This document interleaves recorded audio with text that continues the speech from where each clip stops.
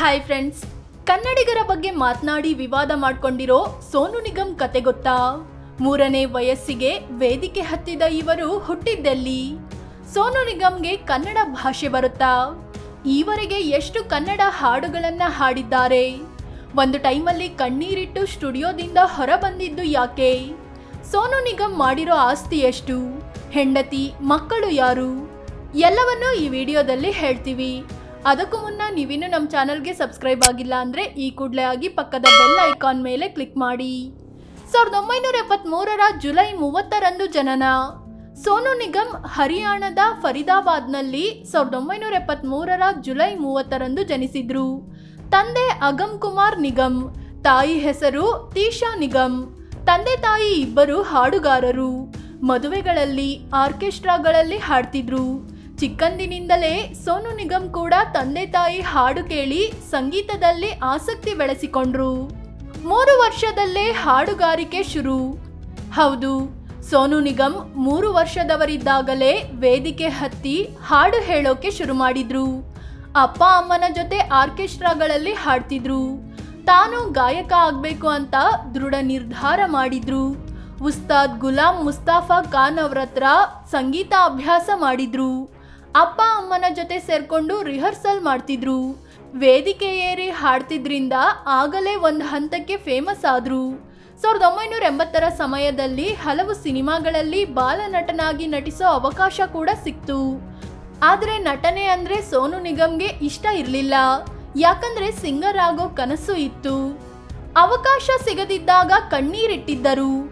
ಈಗ ದೊಡ್ಡ ಸಿಂಗರ್ ಆಗಿ ಆಗಾಗ್ಗೆ ಅಧಿಕ ಪ್ರಸಂಗ ಮಾಡೋ ಸೋನು ನಿಗಮ್ ಅಂದು ಅವಕಾಶಕ್ಕಾಗಿ ಮುಂಬೈನ ಬೀದಿಗಳಲ್ಲಿ ಅಲೆದಾಡಿದ್ರು. ಅವಕಾಶ ಸಿಗದೇ ಇದ್ದಾಗ ಎಷ್ಟೋ ಸಲ ಸ್ಟುಡಿಯೋದಿಂದ ಕಣ್ಣೀರಿಡ್ತಾ ಹೊರಗೆ ಬಂದಿದ್ರು. ದುಡ್ಡು ಪಡೆಯದೆ ಫ್ರೀಯಾಗಿ ಹಾಡ್ತೀನಿ ಅಂದ್ರೂ ಅವಕಾಶ ಸಿಗ್ತಾ ಇರಲಿಲ್ಲ. ಎಷ್ಟೋ ಸಲ ಟ್ರ್ಯಾಕ್ ಹಾಡುಗಳನ್ನು ಫ್ರೀಯಾಗಿ ಹಾಡಿ ಬಂದಿದ್ದು ಇದೆ ಅಂತೆ. ಈ ಟೈಮಲ್ಲಿ ದೊಡ್ಡ ಮ್ಯೂಸಿಕ್ ಡೈರೆಕ್ಟರ್ ಒಬ್ರು ತನಗೆ ತುಂಬಾ ಕೆಟ್ಟದಾಗಿ ಬೈದು ಬಿಟ್ಟಿದ್ರು ಅಂತ ಅವರೇ ಹೇಳ್ಕೊಂಡಿದ್ದಾರೆ. 1992ರಲ್ಲಿ ಬಂತು ಮೊದಲ ಅವಕಾಶ. 1992ರಲ್ಲಿ ಸೋನು ನಿಗಮ್ಗೆ ಜಾನಮ್ ಎಂಬ ಸಿನಿಮಾದಲ್ಲಿ ಹಾಡಲು ಅವಕಾಶ ಸಿಕ್ತು. ಹಾಡು ರೆಕಾರ್ಡ್ ಆದ್ರೂ ಸಿನಿಮಾ ರಿಲೀಸ್ ಆಗ್ಲೇ ಇಲ್ಲ. ಆದರೆ 1993ರಲ್ಲಿ ಆಜಾ ಮೇರಿ ಜಾನ್ ಸಿನಿಮಾದ ಓ ಆಸ್ಮಾನ್ ವಾಲೆ ಹಾಡು ಸೋನು ನಿಗಮ್ಗೆ ದೊಡ್ಡ ಹೆಸರು ತಂದುಕೊಡ್ತು. ಟಿ ಸೀರೀಸ್ನ ಸಂಸ್ಥಾಪಕ ಗುಲ್ಶನ್ ಕುಮಾರ್ಗೆ ಸೋನು ನಿಗಮ್ ಧ್ವನಿ ಇಷ್ಟ ಆಯಿತು. ಸೋನು ನಿಗಮ್ಗೆ ಕೆಲವು ಕ್ಯಾಸೆಟ್ಗಳಿಗೆ ಹಾಡಲು ಅವಕಾಶ ಕೂಡ ಕೊಟ್ರು. ಆ ಕ್ಯಾಸೆಟ್ಗಳು ಫುಲ್ ಹಿಟ್ ಆದ್ವು. ಸೋನು ನಿಗಮ್ಗೆ ಒಳ್ಳೆಯ ಫೇಮ್ ಮತ್ತು ದುಡ್ಡು ಎರಡನ್ನೂ ತಂದುಕೊಟ್ವು. ಸರಿಗಮಪ ಶೋ ಮೂಲಕ ಫೇಮಸ್. ಇದಾದ್ಮೇಲೆ ಜಿ ಟಿವಿಯಲ್ಲಿ ಸರಿಗಮಪ ಅನ್ನೋ ಹೆಸರಿನ ಶೋ ಒಂದನ್ನು ಸೋನು ನಿಗಮ್ ನಡೆಸಿಕೊಟ್ರು. ಇಲ್ಲಿ ದೊಡ್ಡ ದೊಡ್ಡ ಸಂಗೀತಗಾರರು ಅತಿಥಿಗಳಾಗಿ ಬರ್ತಿದ್ರು. ಶ್ರೇಯಾ ಘೋಷಾಲ್, ವಿಜಯ್ ಪ್ರಕಾಶ್ ರಂತ ಸಿಂಗರ್ಗಳು ಮನೆ ಮಾತಾಗಿದ್ದು ಕೂಡ ಇದೇ ಶೋ ಮೂಲಕ. ಈ ಶೋನಿಂದ ಸೋನು ನಿಗಮ್ ಇಡೀ ಭಾರತದಾದ್ಯಂತ ಫೇಮಸ್ ಆದ್ರು. ಇದಾದ್ಮೇಲೆ ಸೋನು ನಿಗಮ್ ಜೀವನವೇ ಬದಲಾಯಿತು. ಮುಂದಿನ 3 ದಶಕಗಳ ಕಾಲ ಭಾರತದ ನಂಬರ್ 1 ಸಿಂಗರ್ ಆಗಿ ಮಿಂಚಿದ್ರು. ಅಮಿತಾಬ್ ಬಚ್ಚನ್, ಅಭಿಷೇಕ್ ಬಚ್ಚನ್, ಶಾರುಖ್, ಸಲ್ಮಾನ್, ಅಮೀರ್ ಖಾನ್ ರಿಂದ ಹಿಡಿದು ವಿಷ್ಣುವರ್ಧನ್, ಗೋಲ್ಡನ್ ಸ್ಟಾರ್ ಗಣೇಶ್ಗೂ ಹಿನ್ನೆಲೆ ಗಾಯಕರಾಗಿ ಧ್ವನಿ ಕೊಟ್ರು. ಹೀರೋ ಆಗಿಯೂ ಮಿಂಚಿದ ಸೋನು ನಿಗಮ್ ಸಂಗೀತ ನಿರ್ದೇಶಕರಾಗಿಯೂ ಕೆಲಸ ಮಾಡಿದ್ರು. ಆದ್ರೆ ಸಕ್ಸಸ್ ಕಾಣಲಿಲ್ಲ. ಹೀಗಾಗಿ 4 ಸಿನಿಮಾಗೆ ಆ ಪ್ರಯತ್ನವನ್ನ ಕೈಬಿಟ್ರು. ಇದಲ್ಲದೆ ಬಾಲನಟರಾಗಿ ಮಿಂಚಿದ ಸೋನು ನಿಗಮ್ ದೊಡ್ಡವರಾದ್ಮೇಲೆ ಹೀರೋ ಆಗಿಯೂ ನಟಿಸಿದ್ರು. ಆದರೆ ಇಲ್ಲೂ ಕೂಡ ಜನ ಸೋನು ನಿಗಮ್ರನ್ನು ಹೀರೋ ಆಗಿ ಒಪ್ಕೊಳ್ಳಿಲ್ಲ. 5 ಸಿನಿಮಾಗಳಲ್ಲಿ ನಟಿಸಿ ಮತ್ತೆ ಗಾಯಕ ವೃತ್ತಿಯೇ ಲೇಸು ಅಂತ ಸುಮ್ಮನಾದ್ರು. ಹಿಂದಿ, ಕನ್ನಡ, ತೆಲುಗು, ತಮಿಳು, ಮಲಯಾಳಂ ಸೇರಿದಂತೆ 32 ಭಾಷೆಗಳಲ್ಲಿ 6000ಕ್ಕೂ ಹೆಚ್ಚು ಹಾಡುಗಳನ್ನು ಹಾಡಿದ್ದಾರೆ ಸೋನು ನಿಗಮ್. ಅದೇ ರೀತಿ ಸಾಲು ಸಾಲು ಸಂಗೀತ ಪ್ರಶಸ್ತಿಗಳನ್ನು ಕೂಡ ಮುಡಿಗೇರಿಸಿಕೊಂಡಿದ್ದಾರೆ. ಕನ್ನಡದಲ್ಲಿ ಸೋನು ನಿಗಮ್ ಹಾಡು. ಸೋನು ನಿಗಮ್ ಕನ್ನಡದಲ್ಲಿ ಮೊದಲ ಹಾಡು ಹಾಡಿದ್ದು 1996ರಲ್ಲಿ. ಆಗ ದಾದಾ ವಿಷ್ಣುವರ್ಧನ್ ಅಭಿನಯದ ಜೀವನದಿ ಸಿನಿಮಾದ ಎಲ್ಲೋ ಯಾರೋ ಹೇಗೋ ಹಾಡನ್ನು ಸೋನು ನಿಗಮ್ ಹಾಡಿದ್ರು. ಇದಾದ್ಮೇಲೆ ಕನ್ನಡಕ್ಕೂ ಸೋನು ನಿಗಮ್ಗೂ ಗಟ್ಟಿ ಬಂಧವೇ ಏರ್ಪಟ್ಟಿತು.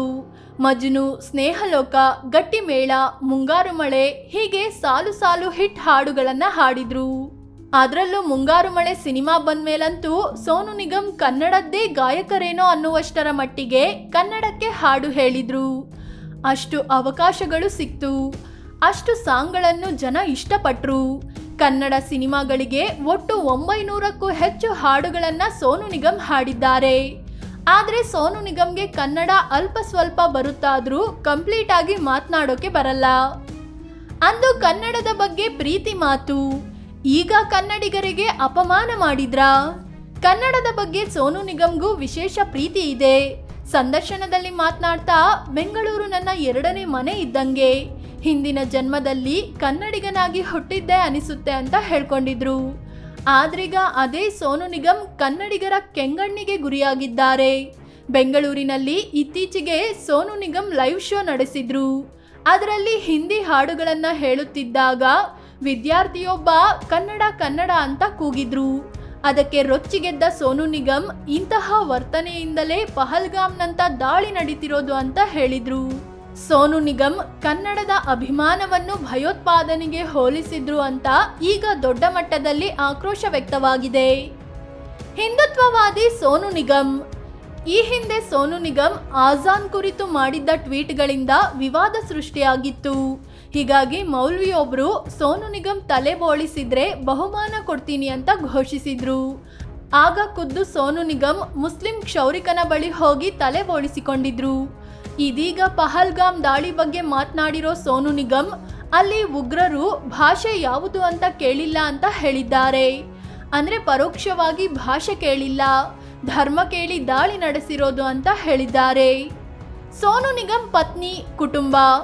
ಸೋನು ನಿಗಮ್ 2002ರಲ್ಲಿ ಪಶ್ಚಿಮ ಬಂಗಾಳ ಮೂಲದ ಮಧುರಿಮಾ ಮಿಶ್ರಾ ಅನ್ನೋರನ್ನ ಮದುವೆ ಆದ್ರು. ಆರಂಭದಲ್ಲಿ ಆರ್ಜೆ ಆಗಿದ್ದ ಇವರು ಉದ್ಯಮಿ ಕೂಡ ಹೌದು. ದಂಪತಿಗೆ ನವೀನ್ ಅನ್ನೋ ಮಗ ಇದ್ದಾರೆ. ಸೋನು ನಿಗಮ್ ಹೆಚ್ಚಾಗಿ ಮುಂಬೈ ಮತ್ತು ದುಬೈನಲ್ಲಿ ಇರ್ತಾರೆ. ಮುಂಬೈನಲ್ಲಿ ಬಂಗಲೆ ಇದ್ದು ದುಬೈನಲ್ಲೂ ಮ್ಯಾನ್ಷನ್ ಮತ್ತು ಸ್ಟುಡಿಯೋ ಹೊಂದಿದ್ದಾರೆ. ಸೋನು ನಿಗಮ್ ಒಟ್ಟು 400 ಕೋಟಿ ರೂಪಾಯಿ ಮೌಲ್ಯದ ಆಸ್ತಿ ಹೊಂದಿದ್ದಾರೆ. ಫ್ರೆಂಡ್ಸ್, ಇದು ಕನ್ನಡಿಗರ ಆಕ್ರೋಶಕ್ಕೆ ಗುರಿಯಾಗಿರೋ ಸಿಂಗರ್ ಸೋನು ನಿಗಮ್ ಕಥೆಯನ್ನು ನಿಮ್ಮ ಮುಂದಿಡುವ ಪ್ರಯತ್ನ. ಇವರ ಬಗ್ಗೆ ನಿಮ್ಗೇನ್ ಅನ್ಸುತ್ತೆ? ಇವರನ್ನು ಕನ್ನಡ ಸಿನಿ ಇಂಡಸ್ಟ್ರಿ ಬ್ಯಾನ್ ಮಾಡಿದ್ದು ಸರಿನಾ ತಪ್ಪಾ? ಕಾಮೆಂಟ್ ಮಾಡಿ ನಿಮ್ಮ ಅಭಿಪ್ರಾಯ ಹೇಳಿ. ಅದೇ ರೀತಿ ನೀವಿನ್ನೂ ನಮ್ಮ ಚಾನಲ್ಗೆ ಸಬ್ಸ್ಕ್ರೈಬ್ ಆಗಿಲ್ಲ ಅಂದರೆ ಈ ಕೂಡಲೇ ಆಗಿ ಪಕ್ಕದ ಬೆಲ್ ಐಕಾನ್ ಮೇಲೆ ಕ್ಲಿಕ್ ಮಾಡಿ. ಧನ್ಯವಾದ.